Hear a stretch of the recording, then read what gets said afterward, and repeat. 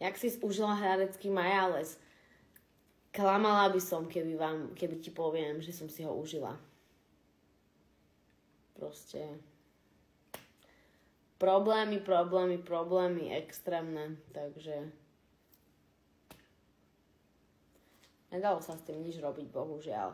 Tak som sa proste snažila aspoň dať maximum a hovorila som si, že mám dve možnosti, že buď proste ostanem na stage a nejak to zvládnem a zvládneme, alebo proste keď to nešlo, tak som mala možnosť aj odísť z toho stageu, ale rozhodla som sa, že proste nebudem, nechcem povedať, že zbabelec, lebo tak není to, že úplne zbabele, ale povedala som si, že proste nepôjdem preč, že proste zvládneme to, nech to je, jak to je.